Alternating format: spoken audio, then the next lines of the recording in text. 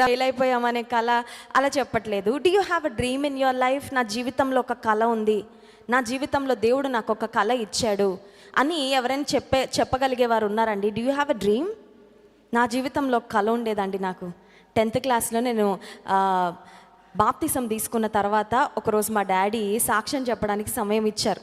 సాక్ష్యం చెప్పడానికి సమయం ఇస్తే నేను మైక్ తీసుకున్నాను. అప్పటికి మందిరంలో సాక్ష్యం చెప్పే ఫస్ట్ ఆపర్చునిటీ నాకు దేవుడు ఇచ్చింది. ఆ రోజు మైక్ తీసుకొని చెప్పాను. దేవుని సేవలో దేవుని సువార్త ప్రకటిస్తూ చాలా దేశాలు ఫ్లైట్లో తిరగాలని నా కళ అని చెప్పాను. That is my dream. కానీ సాక్ష్యం అంతా చెప్పొచ్చు కూర్చున్నాక నాకు ఆలోచన వచ్చింది, మిడిల్ క్లాస్ ఫ్యామిలీస్లో ఒక ఫ్లైట్ ఎక్కాలంటే అది చాలా అందని ద్రాక్ష పండు లాంటిది. ఈరోజు మనందరం కూడా ఫ్లైట్ టికెట్ కొనుక్కొని వెళ్ళిపోవచ్చండి. కానీ బ్యాక్ దెన్ నేను నా 10th క్లాస్లో ఉన్నప్పుడు ఫ్లైట్ ఎక్కడం అంటే దట్ ఈస్ ఇంపాసిబుల్. చెప్పాలంటే ఒక మిడిల్ క్లాస్ ఫ్యామిలీలో ఎవరు కూడా అఫోర్డ్ చేయలేరు. అప్పటికి మా కుటుంబంలో కూడా ఎవరు వెళ్ళలేదు, ఒక దూర దేశానికి వెళ్ళలేదు. కానీ ఒక కళ నేను అలా చెప్పానన్నమాట.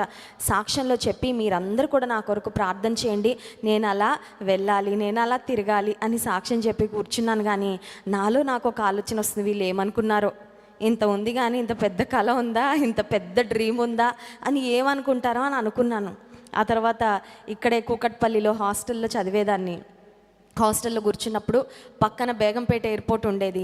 ఎయిర్పోర్ట్ నుంచి ఇప్పుడైతే గంటకి చాలా ఫ్లైట్లు వెళ్ళిపోతూ ఉంటాయి, కానీ అప్పట్లో సాయంత్రం రాత్రి అయ్యేసరికి ఒక ఫ్లైట్ 2 ఫ్లైట్లు వెళ్ళేవి అంతే. మా హాస్టల్ మీద నుంచి ఫ్లైట్ వెళ్తూ ఉంటే నేను స్టడీ అవర్స్లో మమ్మల్ని గ్రౌండ్లో కూర్చోబెట్టేవారు దూరంగా. సరే బుక్స్ అన్నీ అలా ఓపెన్ చేసుకొని చదువుతా, ఆకాశంలో ఎప్పుడైతే ఫ్లైట్ కనబడేదో బుక్ అలా ఒక నిమిషం ఆపేసి కళ్ళు మూసుకొని, ఏసయ్యా నేను కూడా ఫ్లైట్ ఎక్కాలయ్యా, నేను కూడా ఫ్లైట్లో నీ సువార్త ప్రకటించాలి, సహాయం చేయ ప్రభు అని ప్రార్థన చేసుకుంటూ ఉండేదాన్ని. సరే కళ అయితే ఉంది, ఒక I have a dream, I'm wishing for it's fulfilment. కానీ కొన్ని రోజుల తర్వాత, కొన్ని సంవత్సరాల తర్వాత నాకు జాబ్ వచ్చింది, యుఎస్ వెళ్ళాను. మా అక్క పెళ్ళి సెటిల్ అయింది, పెళ్ళికి ఇండియా వస్తున్నప్పుడు ఇంగ్లాండ్లో నేను ఫ్లైట్ మారాలి, బ్రిటిష్ ఎయిర్వేస్ ఫ్లైట్ ఎక్కి కూర్చున్నా, ఇంకా ఫ్లైట్ స్టార్ట్ అవ్వాల. నాలో నాకు ఒక ఆలోచన వస్తుంది, ఈ ఫ్లైట్ ఎక్కానంటే మా కంపెనీ నాకు స్పాన్సర్ చేసి నాకు టికెట్లు కొని పంపించింది కాబట్టి నేను వచ్చాను. ఎన్నో దేశాలు తిరగాలి, ఎన్నోసార్లు ఫ్లైట్లు ఎక్కాలని చిన్నప్పుడు సాక్ష్యం చెప్పాను కదా, అది ఎలా సాధ్యము అనుకున్నా. దేవుడు అనుకున్నాడు నాకు అన్నీ సాధ్యం కదా, నువ్వేం బాధపడకని. దేవుడు అనుకొని సంవత్సరం తిరగక లోపే నాకు వివాహం అవ్వడం. ఆ తర్వాత వివాహం అయిన 2 years లోపే ఆల్మోస్ట్ 13 countries జాన్ వెస్లీ గారు, నేను, ధన్య మేము ట్రావెల్ చేశాము.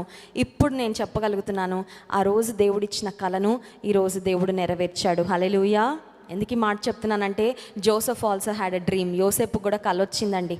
ఆ కళను he didn't keep it to himself. కళను గురించి మాట్లాడకుండా ఊరుకోలేదు, కళను గురించి ఎగ్జైట్ అయిపోయాడు. చూడండి, మంచి కళ రాగానే ఎగ్జైట్ అవుతాం కదా, పిచ్చి కళ వస్తే ఎవరికి చెప్పం, అవునా కదా? పిచ్చి కళ వచ్చింది అనుకోండి గప్చిప్ కదా, ఎవరికి చెప్పం. మంచి కళ వచ్చిందంటే ఎగ్జైట్ అవుతాం. Joseph was excited when God gave him a dream. ఆ కళ యోసేపుకు దేవుడే ఇచ్చాడు. ఒక మాట చెప్పనివ్వండి, నీకు ఉన్న కళ నీకు దేవుడు ఇస్తే ఆ కళను కూడా దేవుడే నెరవేరుస్తాడు. హల్లెలూయా. కొంతమంది